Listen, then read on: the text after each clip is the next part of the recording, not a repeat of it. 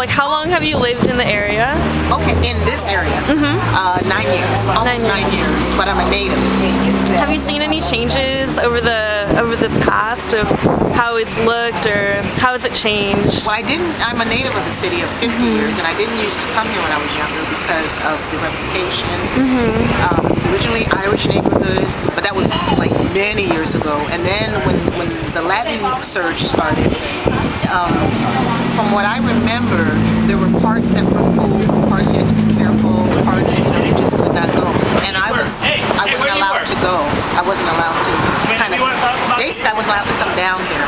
And so I kind of stayed in my little clique and didn't venture out. So it wasn't until about 9 years ago. And I want to say about 9 years ago, about maybe after the .com, that's when the changes started to happen. And I noticed that more people of different races were here and more commercial properties were raised and people feel more comfortable here. So I want to say when I noticed it was about 9 years ago.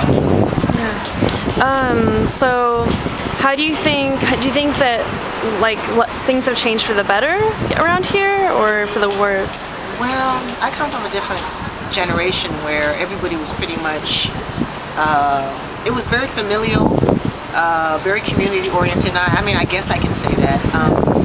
During the 60s and 70s, everybody kind of knew. San Francisco is just very small, 7 by 7.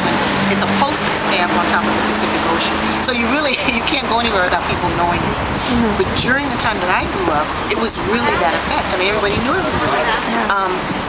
Change for the better. I want to say better in the sense that more businesses are built up to a certain extent, but then the older built businesses are broken down. But I guess I want to say, well, maybe it's people aren't as skeptical about being in such a small city. I see more people from the outskirts, people from the East Coast, people from the Midwest. They are all moving here because they like the sense of community. And I guess it still stands. Particularly for the Mission District, have a lot of businesses been forced out, a lot of people forced away? So again, the moms and pops here, like the small family-owned businesses. This guy right here who had a copy place, the only copy place in this area. So now I got to go to Castro or go to Market. And he's been forced out because they've tripled his rent. Now I'm a single woman, I'm a minority. Women still don't make the same amount as men. So I'm paying what 2 people should be paying in rent. I'm paying. And it's very difficult. Very difficult. So in terms of the moms and pops, yes. In terms of big businesses run by big companies, no. They're doing fine. Okay. And I remember you said that you were a writer, right? So I was a playwright for about 3 years, and now I'm writing books. So you're kind of an artist. In the artist. I want to say artsy-fartsy. Can I say that? Yeah.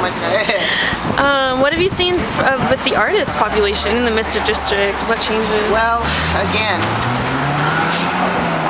the .com. Okay, I lived in LA, and when I came home, it was during the beginning of the .com surge. When the .com surge started, from what I noticed, the little theaters, I could write a play and go to any theater. Can I put on my play? Yes, you can. All of them closed. There were no grants. There was nothing for individual people. There was nothing. And for artists who are to find places to work, basically, and they try to open up places where artists can go to live or live workspace, but let's say the normal galleries and places where they used to show, they can't show as much. Now, this is 2010, you get bars and you get smaller galleries who are trying to help individual and up-and-coming artists showcase their stuff. But it's like they have to pay high rent, so it's very frustrating.